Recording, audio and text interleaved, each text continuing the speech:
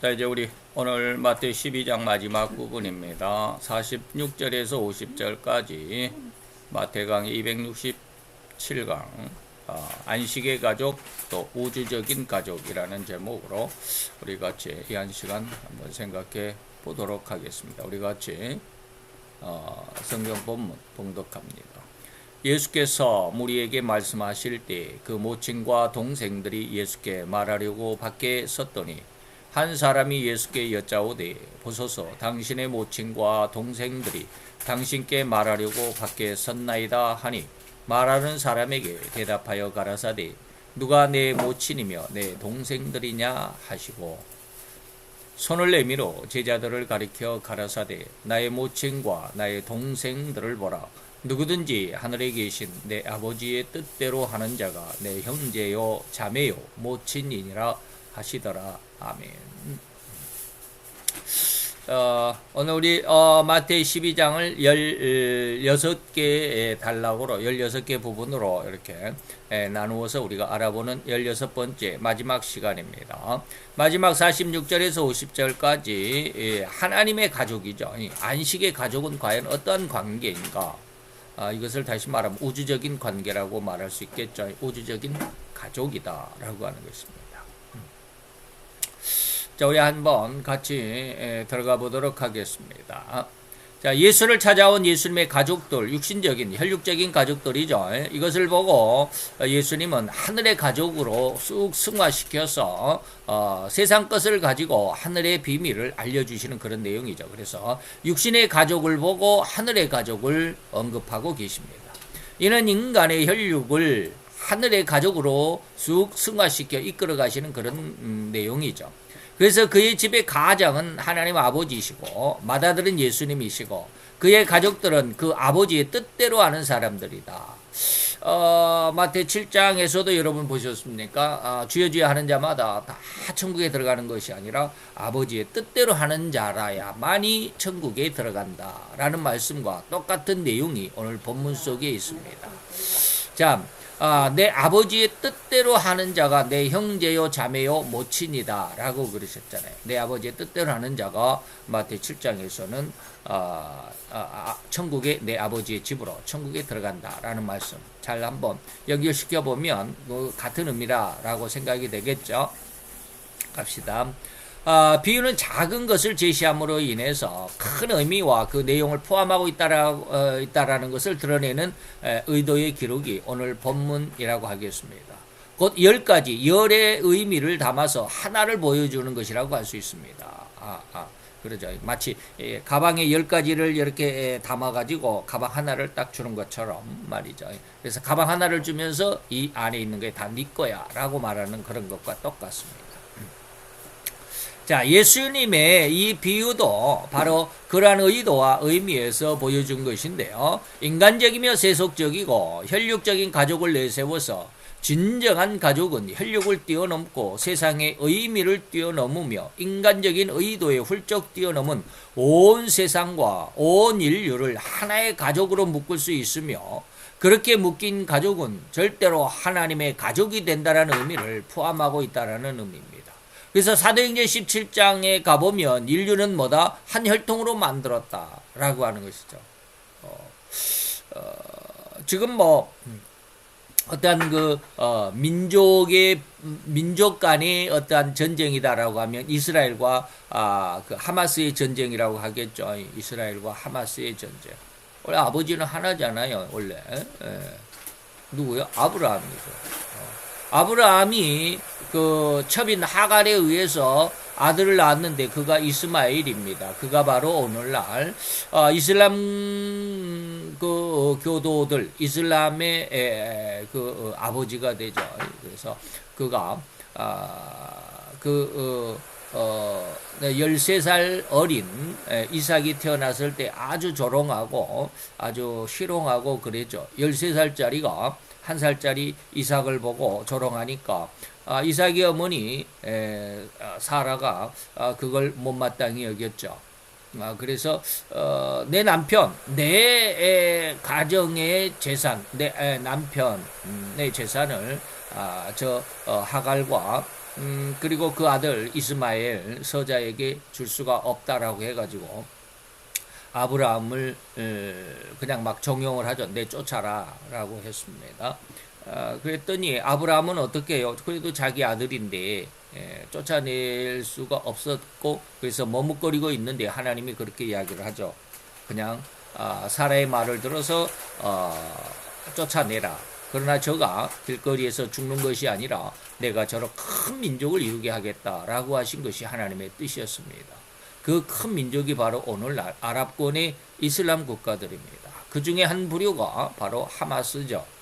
그래서 그 하마스가 지난 10월 며칠인가요? 지금 거의 한 달 됐겠네요. 10월 초반에 이스라엘을 향해서 로켓 포탄을 어느 곳에서는 5천 발이다, 어느 곳에서는 7천 발이다라고 이렇게들 이야기하는데 어마어마한 그 로켓 포탄을 쏘아 올렸죠. 그래서 약 1,000 몇백 명이 사망하는 그 엄청난 그리고 또 200 몇십 명 정도가 또 인질로 잡혀가는 그 음악 콘서트 축제를 하고 있는데 거기 난입을 해가지고 인질로 잡아가는 그래서 그로 인해서 지금 한 달째 전쟁을 하고 있죠. 그런데 그것이 지금 무슨 전쟁이다? 민족 간의 전쟁입니다. 민족 간의. 그런데 하나님은 뭐라고 그랬느냐면 인류의 모든 족속을 한 혈통으로 만드셨다. 한 혈통이 뭘까요? 아담의 후손이다 이 말입니다. 아담의 후손이에요. 그래서 아담의 후손들이 이제 그다음에 엄청나게 많이 불어났을 때 죄를 지음으로 인해서 신할 땅의 바벨탑 사건이죠. 그로 인해서 민족이 이제 나눠지게 되죠. 언어가 달라지게 되죠. 흩어지게 되더라 이 말입니다. 그러므로 인해서 이러한 일들이 일어나게 됐는데 원래는 한 혈통이었습니다. 한 가족이다 이 말입니다. 그래서 하나님은 우리 각 사람에게서 멀리 떠나 계시지 아니하고 우리가 그 하나님을 힘입어 살아가며 또 이렇게 기동하며 살아가는 것이고 우리는 다 그의 소생이다. 하나님의 만드신 소생이다라는 말이 사도행전 17장입니다. 에베소서 2장에는 뭐라고 그랬습니까? 하나님이 둘로 하나를 만드셨다. 다시 말하면 인간의 육신의 모습과 다시 말하면 죄인과 하나님의 거룩하신 영적인 차원이 죄가 없는 이것을 이제 둘로 보는 것이죠. 그래서 죄인과 의인의 사이에 죄인과 의인이라고는 할 수 없고 하는 것보다는 죄인과 하나님 사이에 막힌 담이 있었습니다. 이 담이 뭐요? 죄입니다. 이사야서에서는 하나님께서 이사야에게 너의 인간들의 손에 죄가 묻어 있고 발에 죄가 묻어 있기 때문에 내가 너희들을 응답하지 않는다라는 말씀을 하시죠. 그래서 중간에 막힌 담을 이렇게 하셨습니다. 죄인과 하나님과의 막힌 담, 이것이 뭐라고요? 죄이죠. 이 죄를 예수님께서 한 세 사람을 지어 화평하게 하셨다. 다시 말하면 예수님의 십자가 안에서 이제 죄인이 하나님과 화해하게 되는 이런 뜻이죠. 그래서 십자가로 이 둘을 한 몸으로 하나님과 화목하게 하셨다라고 하는 것이죠. 그래서 우리 둘이 한 성령 안에서 아버지께 나감을 얻게 됐다. 하나님 앞에 이제 의로운 모습으로 나가게 됐다라고 하는 말. 그래서 한 혈통이다라는 의미가 바로 사도행전 17장 그리고 에베소 2장 물론 다른 성경에도 많이 있지만 제가 기억하는 그것입니다. 자, 이같이 하나님은 인류를 원래 하나로 만드셨습니다. 그러면서 인간은 서로를 향해 가장 극진한 사랑의 관계를 이루면서 살아가도록 원래 하나님은 인간을 그렇게 만드셨습니다. 그래서 너희가 서로 사랑해라. 너희가 서로 사랑하면 모든 사람이 너희가 내 제자인 줄 알 거야. 내 이웃을 같이 살아가라. 이건 너무나도 많은 말씀들이죠. 그런데 신할 땅 오늘날 이라크 지역입니다. 이라크 지역인데 제가 이제 지도를 넣으려다가 지금 깜빡 잊고 안 넣었네요. 어딘지 아시죠? 이라크 지역. 한번 봐볼까요?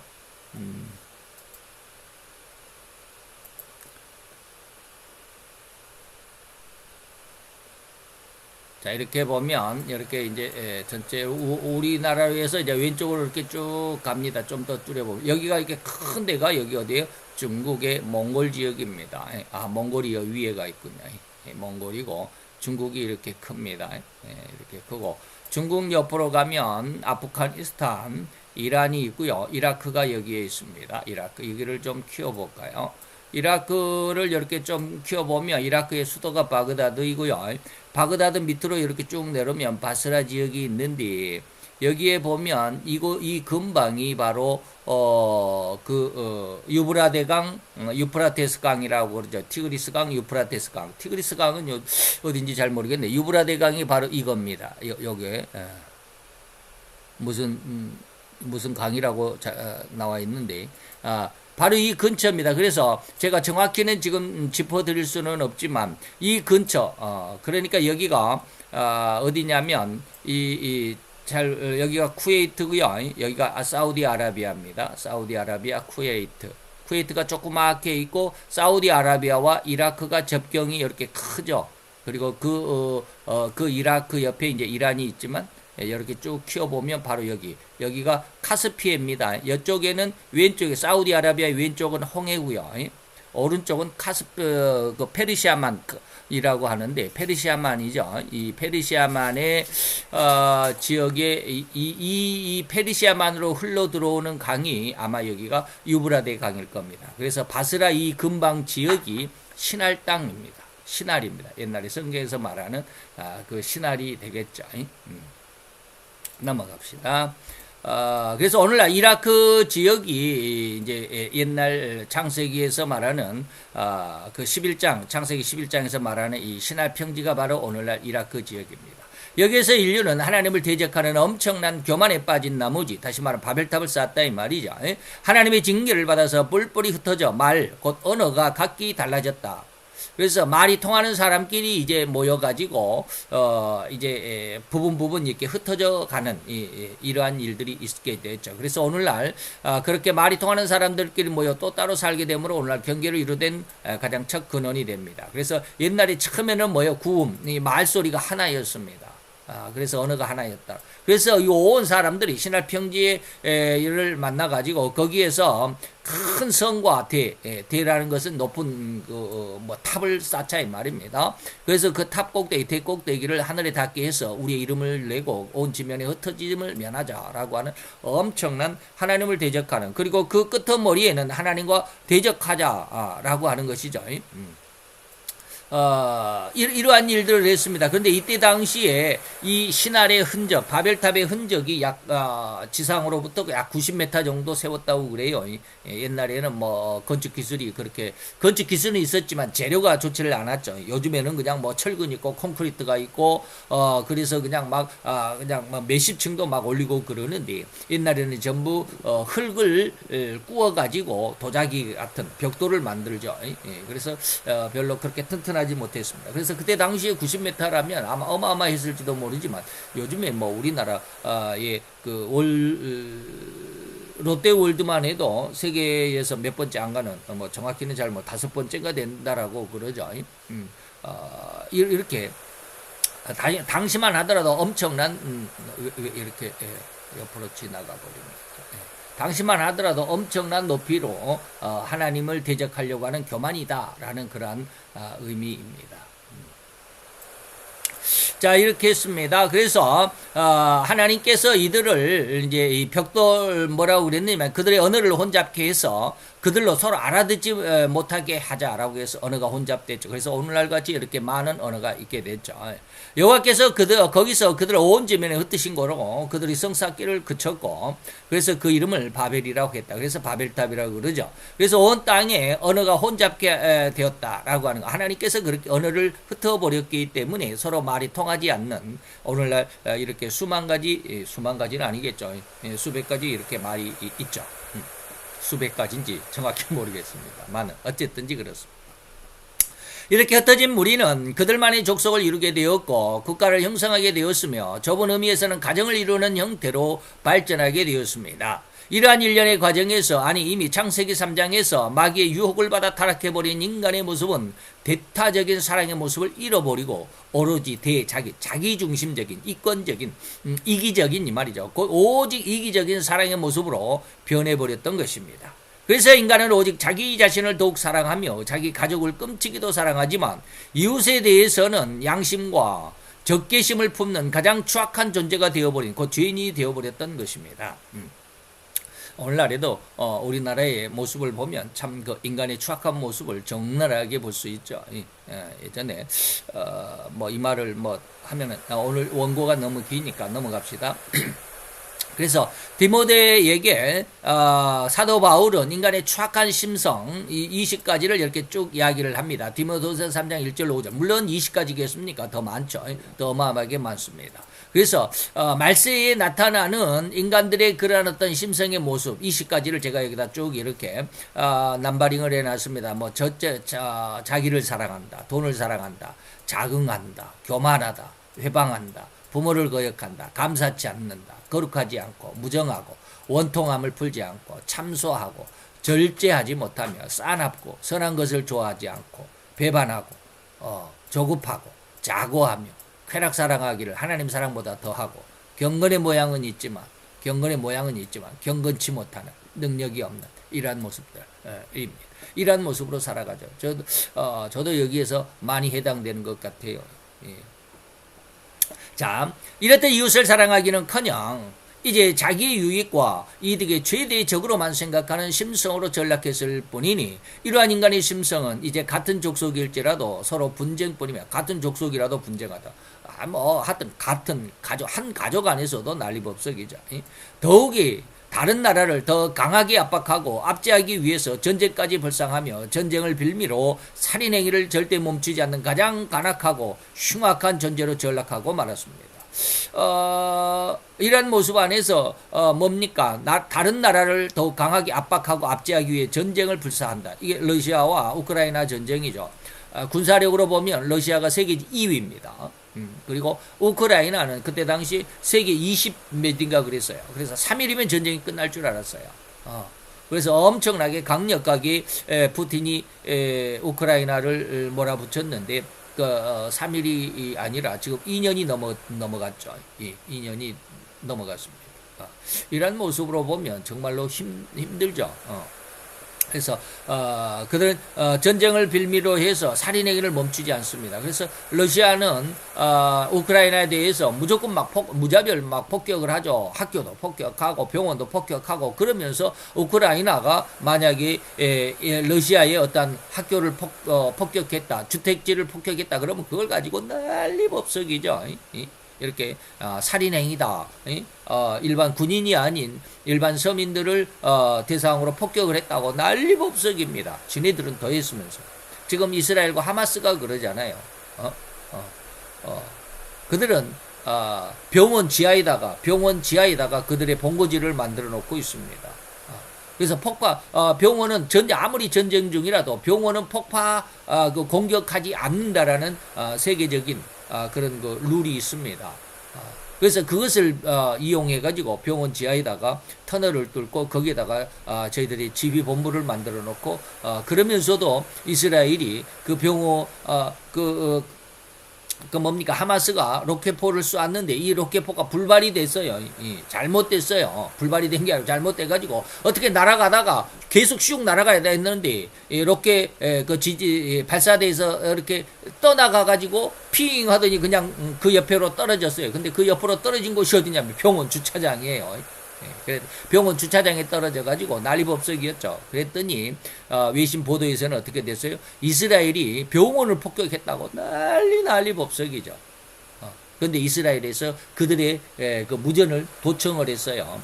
근데 그 하마스 중에서 야 우리 포탄이 잘못 오발돼 가지고 저기 병원에 떨어졌어라고 하는 그런 무전 내용을 감청을 했어요. 그래가지고 그거를 이제 세상에다가 이렇게 밝혀냈는데도 하마스를 다시 말하면 이게 좌파 쪽에 있는 사람들은 오늘날도 우리나라에서도 하마스를 지지하는 사람들은 이스라엘이 병원을 공격을 했다라고 그렇게 잘못된 가짜 뉴스로 난리법석을 치죠. 이게 뭡니까? 전쟁을 빌미로 해서 살인행위를 절대로 멈추지 않습니다. 그러면서도 이 이스라엘에서 어떻게 해서 그 주택가 같은데 요즘에는 다 먼저 피하라고 막 그렇게 엄청나게 광고를 하죠. 광고를 하고 삐라를 뿌리고 빨리 도망하라고 또 이렇게 마이크로 또 하고 그럼에도 불구하고 하마스들은 못 나가게 해요. 왜? 그들이 나가버리면 그냥 막 폭격을 하니까 못 나가게 하고 되도록이면 집에서 죽을지라도 집에서 죽어라. 그러면 성전에서 순교다라고 이렇게 백성들을 뭡니까 이렇게 붙잡고 있는 그런 상황이죠. 그러면서 이스라엘이 조금 잘못해가지고 백성들 일반 백성이 이렇게 피해를 입으면 그걸로 인해서 얘들까지 죽이고 뭐 난리법석이죠. 이렇게 제가 요즘 그런 내용들을 조금씩 이제 그 원고에다가 지금 조금씩 넣고 있는데, 의와 불의, 진리와 불의의 차이가 뭔가, 다시 말하면 의로운 자들과 불의한 자들의 차이가 뭔가라고 하는 것을 조금씩 쓰고 있는데, 그 중에 하나가 가장 우리가 얼른 구별할 수 있는 의와 불의에 구별할 수 있는 기준점의 첫째가 뭐냐면 윤리와 도덕입니다. 정말로 윤리적이냐 도덕적이냐 이 말이에요. 그 사람들은 다시 말하면 의로운 쪽에서는 절대로 폭언이나 폭력 이런 것들을 거의 행사하려고 하지 않습니다. 물론 지금 이스라엘이 그러면 폭력이지 이렇게 막 탱크를 앞세워서 난리치면 그렇게 이야기를 하겠지만 이건 그런 것과는 좀 달리 말이죠. 우리나라에서도 보면 지금 난리법석을 피우고 있는 쪽 폭력하고 폭언하고 막말하고 하는 쪽이 뭐요? 좀 민땡당 쪽이잖아요. 이런 걸 보면 어떤 것이 의고 어떤 것이 불의인지 가늠할 수 있는 첫 잣대가 뭐다? 윤리적이고 도덕적이냐라고 하는 것. 인간적인 모습이에요. 그러니까 영적인 것 빼고 진리적인 것 빼고 인간적인 모습에서 얼른 구별할 수 있는 한 가지의 방법입니다. 어쨌든지 그렇습니다. 그래서 이러한 상황이 바로 죄를 범한 결과고 하나님을 거역하고 하나님을 반대한 결과인 것을 절실하게 우리는 깨달을 필요가 있습니다. 그래서 마지막 시대에 뭐요? 민족이 민족을, 나라가 나라를 대적하리라. 민족이 민족을 우리는 분쟁이라고 그러죠. 뭐 전쟁이라고도 하는데 나라가 나라를 대적할 때 이것이 바로 전쟁입니다. 그래서 이러한 분쟁과 이러한 전쟁은 언제까지? 세상 끝까지 전쟁이 있을 것이다 라고. 세상 끝날 때까지 절대로 평화는 없습니다. 왜 그럴까요? 인간이 죄인이기 때문에 그렇습니다. 그래서 이것은 죄를 지은 인간의 결말입니다.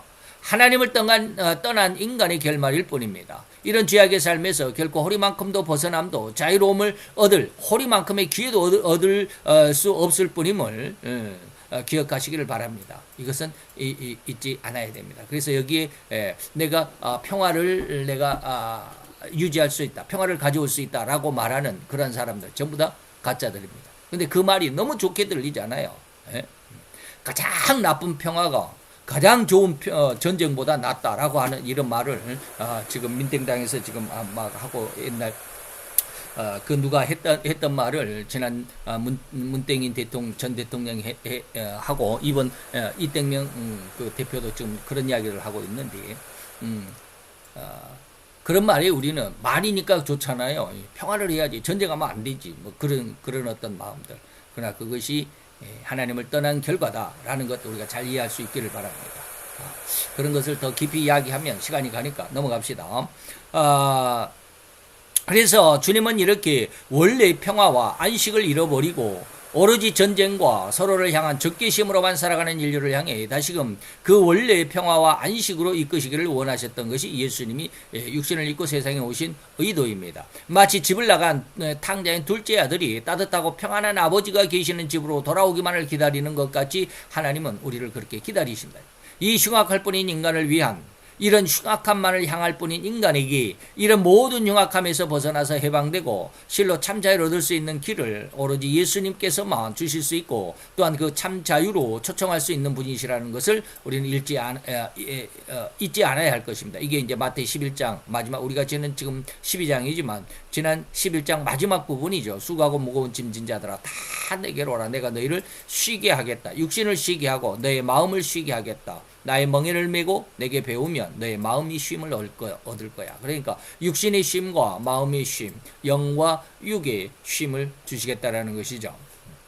그래서 로마서 8장 1, 2절에 보니까 그래서 예수 안에 있는 생명의 성령의 법이 죄와 사망의 법에서 너를 해방하기 위한 하나님의 은혜다라고 하는 것입니다. 이렇게 주님은 안식을 완전히 주셨는데 그렇다면 왜 내게는 안식이 없는 것일까?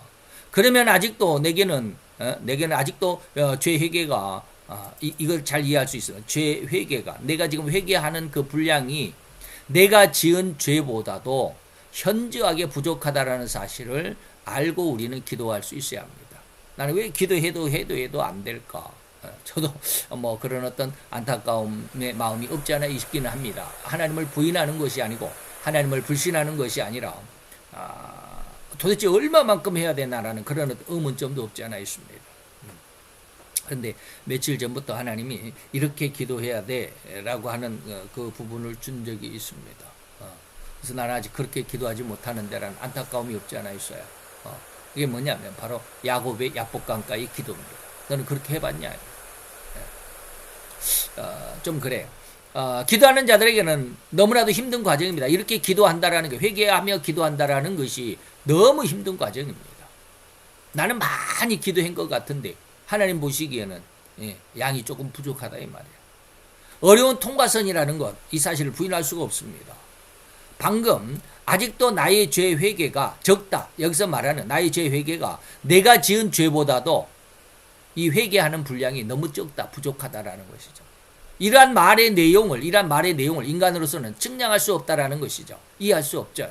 나는 이토록 열심히 참으로 가슴을 후벼 파내는 아픔을 감내하면서까지 눈물과 콧물조차도 아랑곳하지 않고 오로지 기도에만 열중했는데 아직도 부족하다면 도대체 나보다 어떻게 하라는 거야? 이런 것이죠.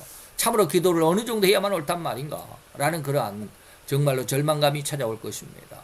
이러한 답답한 마음의 호소에 대한 정답을 인간으로서는 드릴 수가 없을 뿐입니다. 정확한 정답이 없어요. 좌우장 끝까지 기도하는 거야. 그것이 정답일 뿐이야. 얼마만큼 해라. 너 며칠간 기도해라. 이게 아니에요. 과연 성도가 하나님의 마음을 움직여서 응답을 얻어낼 때까지의 그 기도는 그 기도의 분량은 어느 정도일까 하는 반문의 대답엔 참으로 자신있게 대답을 드릴 수가 없습니다. 오직 하나님 마음이니까. 오로지 응답을 얻을 때까지 꾸준히 기도하십시오라는 말만 되돌아오는 것을 여러분들이 경험하신 분들도 있을 겁니다. 자, 이렇듯 대답하기 어려운, 대답할 수 없는 이런 상황에 대해서 성경은 뭐라고 말씀하고 있는지 두 가지 예를 한번 찾아보겠습니다. 요한복음 5장, 여기에는 물론 야복강가에 야곱의 기도는 들어있지 않습니다. 이건 벌써 한 3개월 전에 원고가 쓰여졌고, 야복강가의 야곱의 기도는 한 3, 4일 전에 하나님이 제게 말씀하신 거예요. 그러니까 이런 내용은 없지만 요한복음 5장의 베데스다 연못가의 그 중풍병자의 기도, 그 다음에 마태복음 15장의 흉악한 귀신 들린 딸을 데리고 있는 가나안 여인, 스로보니게 여인이라고 그러죠. 이 두 가지 예를 간단하게 살펴봅시다. 요한복음 5장에 보면 베데스다 연못가시 있죠. 예루살렘의 양문이라고 하는 베데스다라고 하는 그 연못이 있습니다. 양문, 양의 문이라고 하는 그 문을 들어가면 베데스다라는 연못이 있는데 거기에 38년 된 병자가 있었습니다. 그런데 거기에 그 병자가 누워있는 것을 예수님이 보셨습니다. 그리고 그 병이 오랜 줄 아시고 이르시되 내가 낫고자 하느냐 하니까 병자가 뭐요? 주여 물이 동할 때, 물이 움직일 때 그 베데스다 연못에 물이 출렁이게 되면 가장 먼저 들어간 사람은 낫더라라고 하는 그런 어떤 전설이 있었어요. 그래서 물이 동할 때 나를 못에 넣어. 왜요? 이 병자는 뭐요? 거기에 있죠.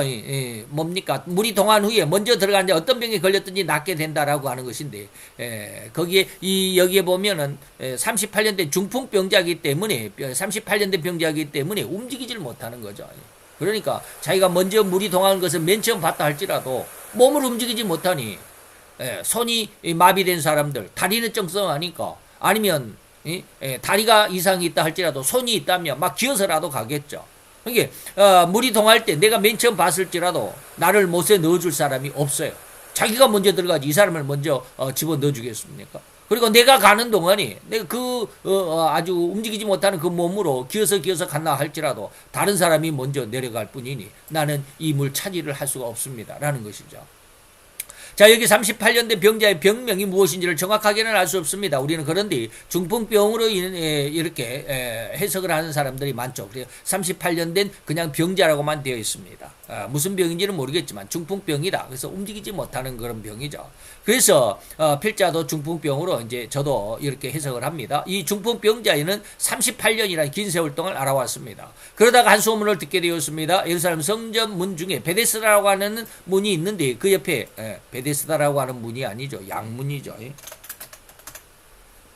양, 더 정확히 양의 문이죠. 양의 문이라는 이 문이 있는데 그 옆에는 베데스다라고 하는 연못, 여기서는 제가 이제 실로암이라고 그랬는데 베데스다라고 하는, 원래는 이걸 베데스타가 아니라 베데스타라고 해도 되는데 베데스다라는 이 연못이 있었습니다. 그리고 이 물은 가끔 물이 끓는 것처럼 움직이는 현상이 있었습니다. 그 상황을 사람들은 천사가 가끔 이렇게 물을 움직이도록 한번 이렇게 휘젓는다라는 그런, 그렇게 믿고 있었습니다. 그렇게 물이 출렁이고 움직일 때 맨 먼저 그 물에 들어가서 몸을 씻는 자는 그가 무슨 병에 걸렸든지 낫게 된다라는 전설 같은 이런 소문이 있었다라는 것이죠.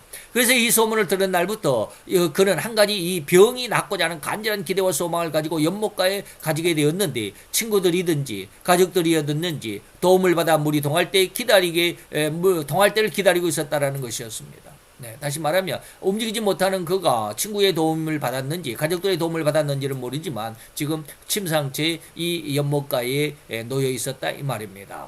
그리고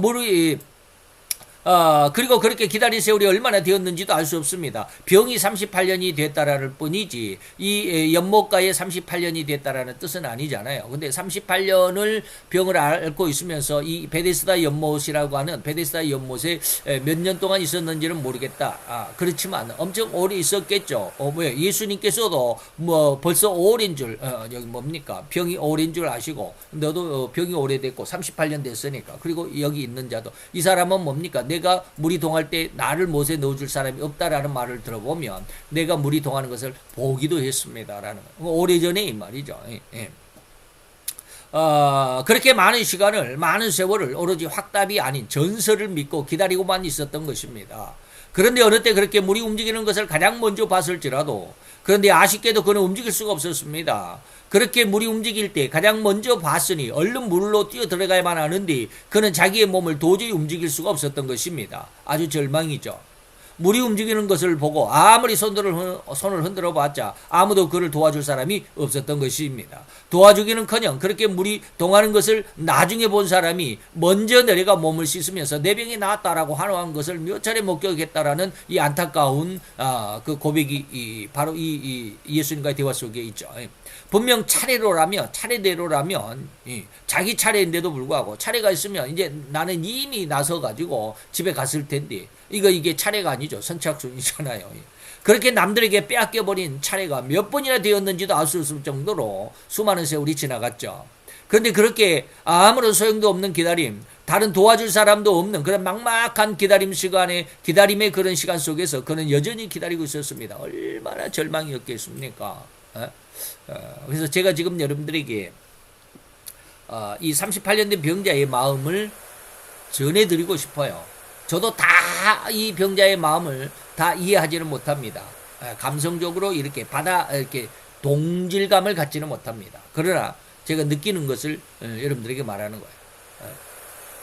나는 가고 싶은데 갈 수는 없는데 다른 사람이 나보다 더 먼저 갔는데 그런 상황 속에서 나는 이제 절망이구나. 움직이도 못하는데 뭐 여기서 기다려봐야 무슨 소용이 있어라고 포기하고 싶은 그러한 상황이 너무나도 많았을 것입니다. 절망감 속에서. 상실감 속에서 얼마나 힘들었겠나라고 하는 이 심정을 여러분들에게 전해드리고 싶다 이 말이에요. 몸을 움직일 수 없는 상황이기 때문에 결코 그는 나음을 얻을 수가 없는 전혀 불가능한 상황이었음에도 불구하고 그는 그냥 그 전설이 진실로 자기에게 오라고 망상적인 기대감만을 가지고 있었다라는 그런 말입니다. 이걸 믿음이라고 할 수 있겠습니까? 그때까지 이 사람이 예수를 만나기 전까지의 그 상황 속에서 이 38년 된 병자를 만난 사람이라면 당신의 믿음은 믿음이 아니야. 당신은 불가능해. 누가 당신을 도와주겠어? 도와주기보다는 자기가 먼저 들어가지. 당신을 누가 도와주겠어? 아주 절망이었을 뿐입니다. 도대체 믿음이라고 할 수 없는 망상이라고 할 수밖에 없는 그런 상황이었다라고 하는 것입니다. 그런데도 불구하고 이 38년 된 병자는 기다리고 있었습니다. 기가 막히죠. 이런 안타까운 상황과 심정이 이해될 수 있어야만 합니다. 이렇던 절망적인 상황임에도 불구하고 결코 흔들리거나 포기하는 법이 없었다라는 것을 말합니다. 이것을 보는 수많은 사람이 비아냥거렸을 것입니다. 그냥 포기하고 집으로 돌아가서 지내다가 그냥 그냥 조금 잘 먹고 그냥 죽는 날 맞는 게 더 나을 거야. 될 수도 없고 되지도 않고 할 수도 없는 기대는 마음만 더 상할 뿐이야. 라고 이렇게 충고를 해줄 수도 있었을 것입니다. 마치 욥이 고난을 당할 때 세 친구들이 와서 충고하는 것과 똑같죠. 그런데 이 중풍병자는 포기하지 않았다라는, 그리고 그 기다리는 마음, 달리 말하면 이도 역시 기도하는 마음이었다라고 해석이 가능한 부분입니다.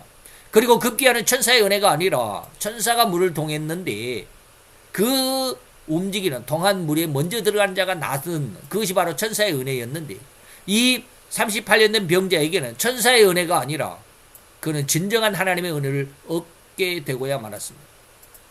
얻고야 말았습니다. 그래야 되겠네. 예수님이 직접 그 사람을 찾아왔으니 말입니다.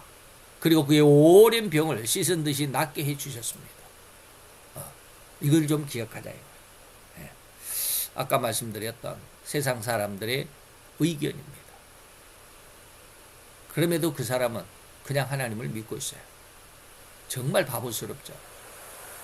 정말 망상 중에 망상을 가지고 있는 사람이라고. 믿음이 아니라 너는 믿음이 아니야, 망상이야 라고 할 수밖에 없는 그런 상황이잖아요.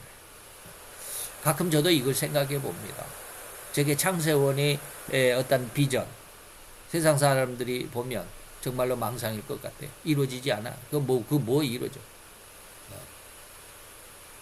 근데 저는 그냥 그걸 믿고 있어요. 참 바보스럽죠. 내가 어느 때 생각하면 저 자신이 너무 바보스러워요. 어떻게 이루어지겠어 그게. 근데 가끔 하나님이 제게 주신 은혜가 바로 이 베데스다 연못가의 38년 된 병자였습니다. 그가 이렇게 기다렸잖아. 여리고성 안 무너진다고 그랬지. 근데 무너졌잖아.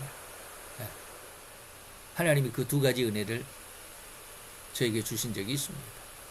그래서 저는 이 장서연의 이 비전을 포기할 수가 없어요.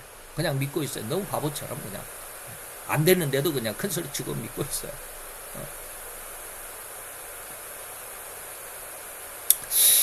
기도하는 자의 기다림이 마치 이 중풍병자의 마음과 기다림과 같아야만 합니다. 기대할 여지도 없고 응답될 가능성이 보이지도 않는, 너무도 절망적이고 깊은 회의감으로 인해서 어떻게 할 도리를 찾지 못할 정도로 흉악함에 둘러싸여 있을지라도 하나님의 단 한마디의 말씀이고 그 약속을 믿고 기다릴 수 있어야만 하는 심성이 바로 기도자들이 가져야만 하는 그 심성입니다. 세상은 포기를 종용하고 어두움으로 나를 에워쌀지라도 결코 하나님의 약속을 버리지 말라라고 성경 고린도후서 4장에는 그렇게 말하고 있습니다. 그 하나님 예수 그리스도의 얼굴에 있는 하나님의 영광을 아는 빛을 우리 마음에 비춰주셨다.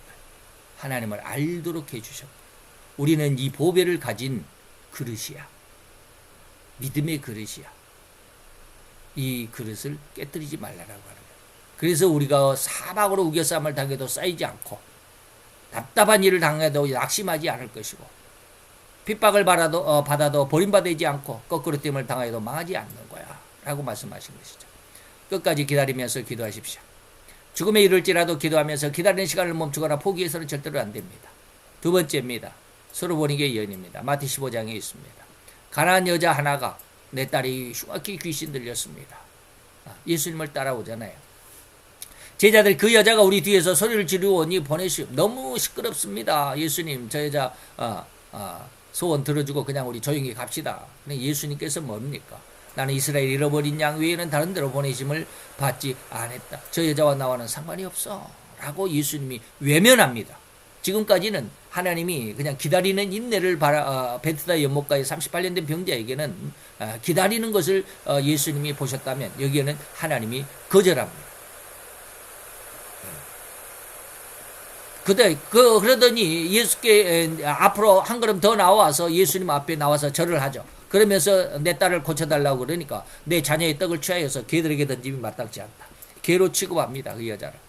그러니까 여자가 또 세 번째로 뭐라고 그럽니까? 옳소이다마는 개들도 주인의 상에서 떨어지는 음식을 먹잖아요. 라고 말하죠. 그랬더니 예수님께서 여자의 내 믿음이 크도다 내 소원대로 되리라 하시니 그의 딸이 나았다. 라고 말합니다. 여기서는 지금 하나님의 외면, 하나님이 내 기도를 들으지 않는 것 같은 절망감, 아니면 하나님이 나는 너를 좋아하지 않아 라고 말하는 거절, 여기에 대해서도 말씀하는 겁니다. 자, 이 두 번째 비유는 어쩌면 요한복음 5장이 베데스다 연못가의 중풍병자의 그러한 예보다도 더욱 절망스러울지 모릅니다. 그 베데스다 연못가의 병자에게는 아무런 하나님의 말씀이나 언질도 없었습니다. 그냥 세상의 조롱만이 그를 둘러싸고 있었을 뿐이고 인내하는 그런 과정이었죠. 그런데 이 가나안 여인 또는 수로보링의 여인이라고 하는 이 예화는 정말로 절망이 아니라 오히려 참담하다라고 할 수 있을 것입니다. 왜 그럴까요? 하나님으로부터 거절을 당했기 때문입니다.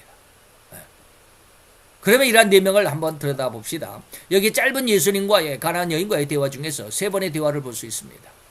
그러고 나서 네 번째 예수님의 결론은 이 가나안 여인에게 극진한 칭찬으로 결론을 맺는 대화라고 할 수 있습니다.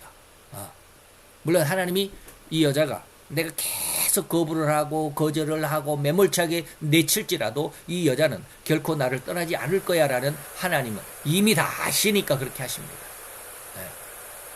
가룟 유다 같은 자에게 한번 이 말이 했다면 아마 그는 천리말리 아주 그냥 기겁을 하고 도망갔을 것입니다. 자, 들어가 봅시다. 먼저는 가나안 여인이 예수님께 찾아 나왔습니다. 그리고 내 딸이 흉악히 귀신이 들렸다라고 내 딸 좀 구해달라고 대화의 문을 엽니다. 그런데 이때 예수님의 반응을 여러분들 눈치채셨습니까? 첫째는 아무 반응도 없었습니다. 대답이 없었습니다. 전혀 들은 척도 안, 내 기도에 하나님이 전혀 반응을 안 해요. 내가 그렇게 한 달, 두 달, 1년, 2년을 기도해도 하나님이 응답이 없어. 말 한마디 없어. 답답해 미칠 지경에 내가 정말로 살아계신 하나님 앞에 기도하는 거야. 뭐 하나님은 이거 귀가 먹었어. 입이 벙어리야. 왜 말이 없어? 뭐 이런 상황. 이렇듯 기도자들에게 간혹 하나님은 이렇게 시험을 하십니다. 아니 하나님은 결코 사람을 시험하지 않는다고 하셨는데 왜 이렇게 반문하시겠습니까? 야고보서 1장 13절입니다.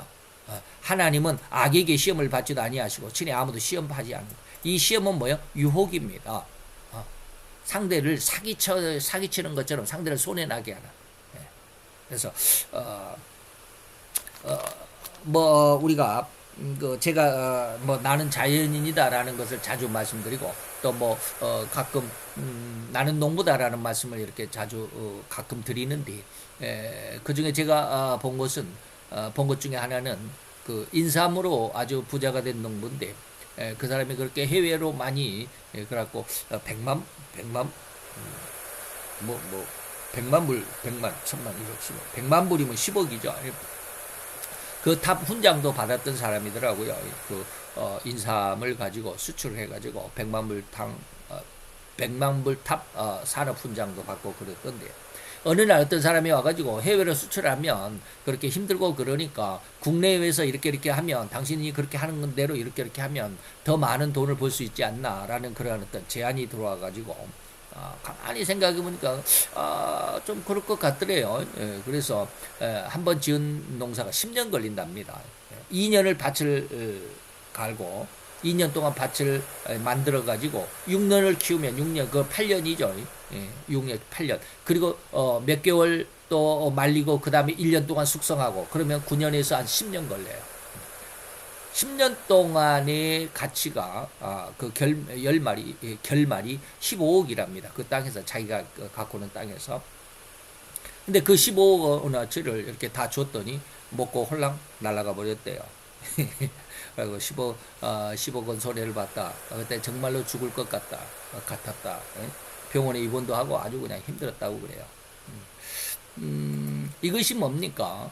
남을 이렇게 해주는 것처럼 하지만 남에게 엄청난 손해를 끼치는 것을 유혹이라고 그럽니다. 템테이션이다 라고 이렇게 말하는데 하나님이 시험하지 않는다라고 했을 때는 인간에게 절대로 이 템테이션 망하도록 하지는 않습니다. 오히려 하나님은 테스트를 하십니다. 이 시험은 테스트입니다. 하나님의 시험은 테스트입니다. 그보다도 더 풍성하게, 더 큰 것으로 주시기 위해서 잠깐 테스트를 하시는 겁니다. 네가 이것에 합격하면 이만큼 줄게 라고 하는 것입니다. 다시 말하면 대학 입시에 시험에 합격을 해야 대학교를 갈 수 있잖아요. 어떤 회사에 취직을 하려면 이력서를 넣어가지고 이력서가 합격이 돼야 내가 그 회사를 다닐 수 있죠. 이력서 넣었다고 해서 다 그 회사를 다닐 수 있는 게 아니잖아요. 이걸 뭐라고 그래요? 테스트라고 그럽니다. 하나님은 이 테스트는 하십니다. 자, 그러나 이 말씀의 의미를 설명하려면 본 중심에서 잠시 곁길로 비켜가서 한번 예화를 들어봅시다. 곧 하나님은 시험치 않는다는 의미는 유혹입니다. 페이라조라고 하는 원어인데요. 페이라조라고 하는 템테이션이다라고 하는 것이죠. 예. 그러나 절대 여기서 말하는 하나님은 테스트는 하십니다. 마치 아브라함의 믿음을 알아보시기 위해서 그 독자 이삭을 제물로 바치라는 명령을 내리신다든지, 부활하신 예수님께서 글로바라고 하는 제자 앞에 나타나가지고 지금 그냥 지나쳐 가시고자 했던, 그래서 이 두 제자가 계속 예수님을 그 지나가는 행인에게 그 행인이 예수님인데 믿지 알아보지 못했죠. 그 예수님이 지나가려고 했을 때 그냥 자기 집으로 모셔드렸던 이러한 그런 내용들이 누가복음 24장에 기록이 되어 있습니다. 과연 믿음이라고 하는 것은 과연 하나님을 발견한 자들에 대한 신앙적인 반응을 통해서 진정 성도의 진심을 알고자 하나님은 시험하실 뿐입니다. 본론의 모습에서 다시 돌아가서 말씀을 드리면, 기도자가 아무리 기도해도, 아무리 절실하게 간절하게 기도하고 또 기도한들 하나님은 아무런 응답도 없다면, 아니 응답이 아니라 대꾸조차 않는다고 한다면 얼마나 그 실망감, 그 상실감이 크겠는가 이 말입니다. 아니 가장 세밀하고 나약한 신음조차 들으신다는 하나님이 아니시던가. 그런데 이렇듯 간절하게 기도하는데 어찌 하나님은 숨소리조차 들려주시지를 않더란 말인가라고 실망하지 않겠나 이 말입니다. 포기하고 싶은 것이 수를 헤아릴 수 없을 것입니다. 기도하는 일 또는 하나님을 믿는 신앙 자체까지라도 포기하고자 하는 실망감이 앞서지 않겠는가 이 말입니다. 그래서 초신자들에게 이런 어려움이 오면 그냥 만인을 되돌아가 버립니다. 그런데 욥과 같은 그런 아주 격한, 아주 힘든, 아주 격한 고통은 뭐예요? 신앙이 없는 자들에게는 그런 신앙이 오지 않습니다. 그런 시험이 오지 않습니다. 그래서 하나님이 고린도후서에도 그러잖아요. 당할 수 있을 만큼만 하나님이 시험을 주신다. 그리고 시험 주실 때는 반드시 피할 길을 낸다.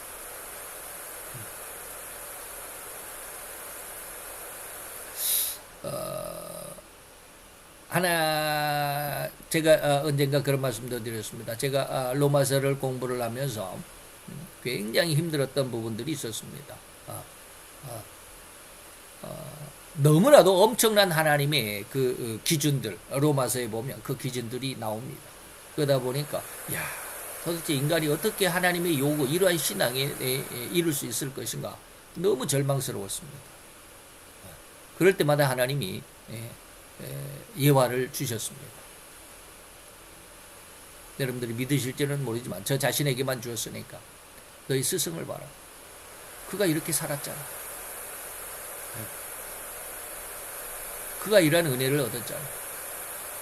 세상에 그 어디에서도 하나님이 원하는 신앙을 찾아볼 수 없었는데 그분이 하시는, 저희 스승 목사님이 하시는 그리고 살아가신 그런 내용들을 하나님이 자꾸 보도록 하셨습니다.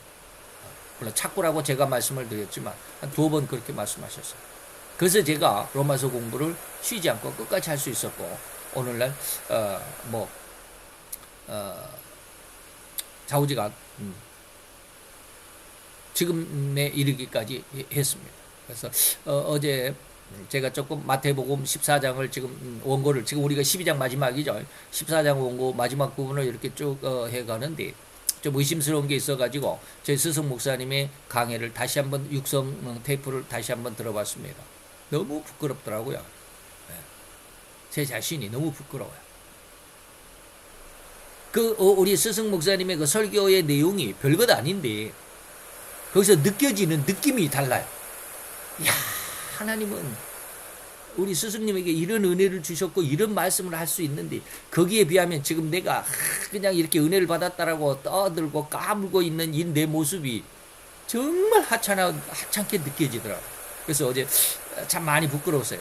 아주 한 10분 정도 들었는데 그 뒷부분 제가 이제 아리송해가지고 하던 그런 부분을 이렇게 들어보는데, 이야, 나는 언제쯤이나 저런 말을 할 수 있을까? 성경 속에서 언제쯤이나 저런 어떤 깊은 의미를 발굴해내서 성도들에게 이렇게 저렇게 설명을 해줄 수 있는 단계까지 올 수 있을까라는 그런 느낌이 확 드는데 너무 부끄럽더라고요. 좌우지간 어쨌든지 그렇습니다. 자, 넘어갑시다. 바로 이런 예수님의 대응이 아마도 제자들이 민망했던 모양입니다. 그래서 제자들이 예수님에게 여인을 대신해서 말씀을 전합니다. 주님, 이 여인이 뒤에서 이렇게 시끄럽게 소리를 지르지 않습니까? 빨리 저의 요구를 들어줘 버리고 우리는 조용히 우리 길을 가는 게 더 낫지 않겠습니까? 이때 예수님의 두 번째 대화의 정체가 드러납니다. 나는 이스라엘의 잃어버린 양 외에는, 다시 말해 이스라엘 사람, 유대인 외에는 나는 응답할 필요가 없어 라는 그런 뜻이거든요. 완전히 그러니까 요즘으로 말하면 갈라치기를 하는 거잖아요. 참담한 대꾸를 들은 겁니다. 참담한 응답을 받는 겁니다. 네. 너는 유대인이 아니잖아. 제자들의 요구에 예수님의 대응이 더욱 기가 막히지 않는가 말입니다. 그 대꾸도 없으시더니 이제는 아예 기도자의 정체를 드러내는 것입니다. 너는 이방인이니까 나는 거룩한 하나님의 백성에게 보냄을 받은 자이고, 그래서 너와 나는 전혀 관계도 없고 너의 기도나 소원을 들어줄 아무런 의무나 생각도 없다 라고 하는 거절의 표시입니다. 곧 기도하라고 해놓고 기도하면 너의 기도에 응답해 줄 의무가 나에게는 없다. 너의 기도는 절대로 내가 원하는 기도가 아니구나라는 의도가 아니겠는가 이 말입니다. 제가 오늘 이제 오늘 아침에 마지막 마태의 14장 마지막 부분을 지금 어제부터 이제 계속 해가면서, 물론 그 전부터 쭉 했는데 마지막 부분을 어제 오늘 이렇게 쭉 해갖고 오늘 예배 전에 마지막 부분을 거의 마무리를 짓는데 거기에 이런 말을 썼습니다.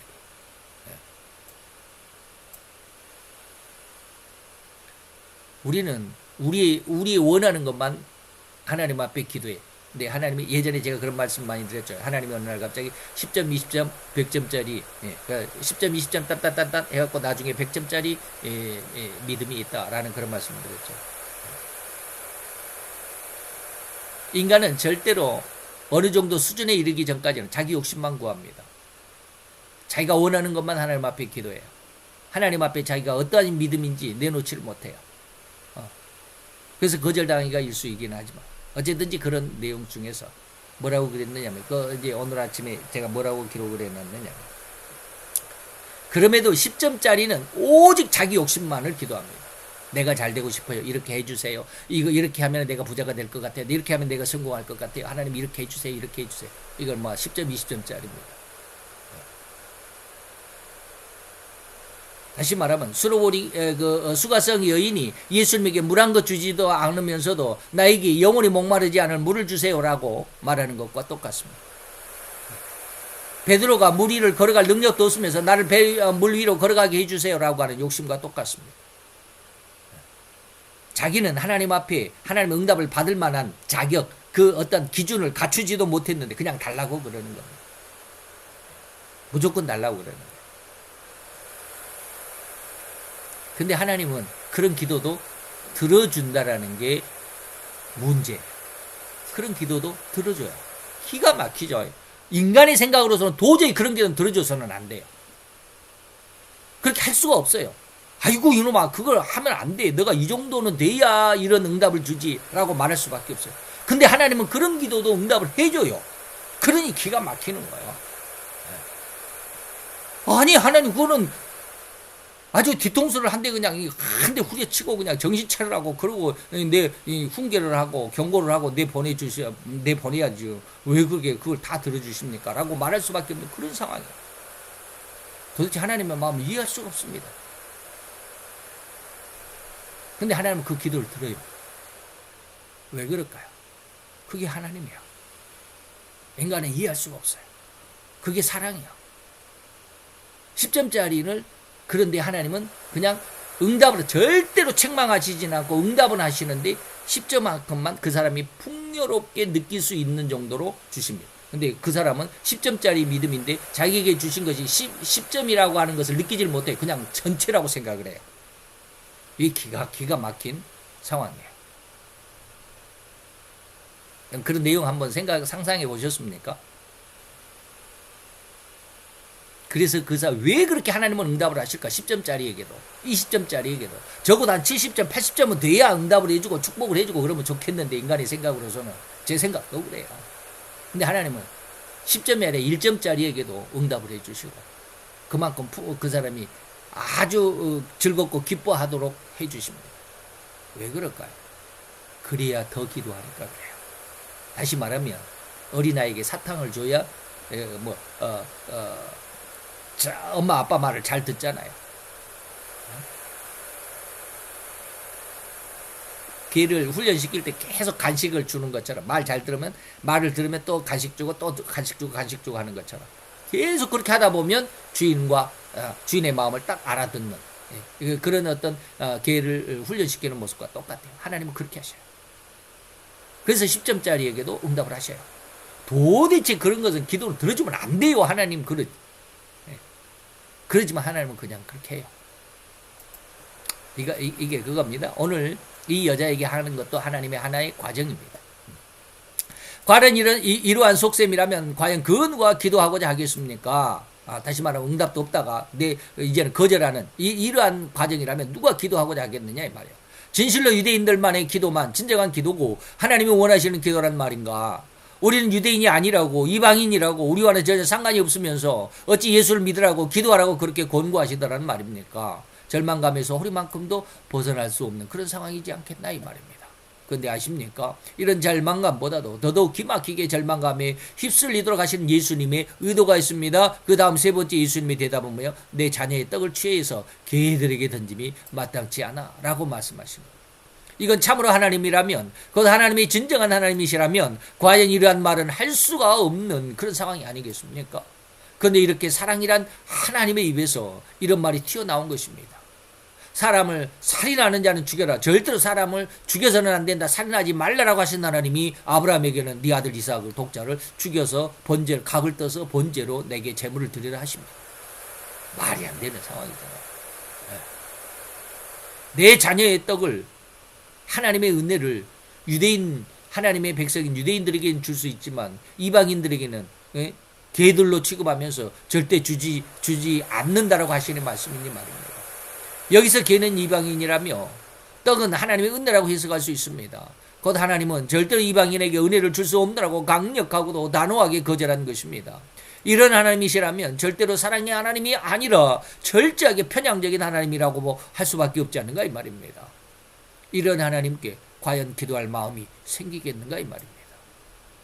이렇다 철저하게 대꾸도 없다가 그 다음에 외면하다가 거절까지 하는 하나님에게 진실로 그래도 믿음을 유지하겠는가 이 말입니다.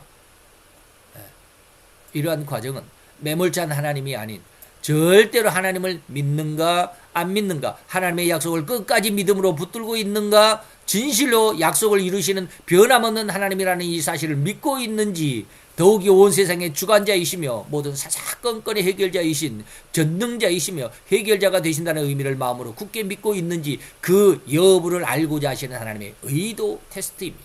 곧 하나님의 시험인 테스트가 진행되고 있음을 우리는 이해할 수 있어야만 합니다. 이걸 모르면 하나님 앞에 기도할 수가 없어요. 이러한 사실, 곧 하나님의 이러한 성품을 이해하고 믿을 수 있는 신자만이 진실로 그 어떠한 혹독하고 매몰찬 시험과 방해와 공작일지라도 굴복하지 않고 의연하게 하나님의 약속을 믿는 그 믿음에서 떠나지 않을 것이라는 말입니다. 우린 여기 아멘할 수 있어요. 이제 이러한 불굴의 과정을 지나온 성도라면 참으로 하나님을 조금은 쉽게 만날 수 있을 것입니다. 그렇게 조금 더 쉽게 하나님을 만날 수 있다는 이 의미는 그 성도는 이제 그만큼 죄로부터 청결함을 입었다는 의미이기도 합니다. 그래서 사도 마태는 마음이 청결함을 입은 자라야만이 하나님을 볼 수 있다라고 선언했던 것입니다. 마태오 5장 8절입니다. 그로 죄가 없어진 즉 하나님이 주시는 참다운 안식을 이룰 수 있을 것입니다.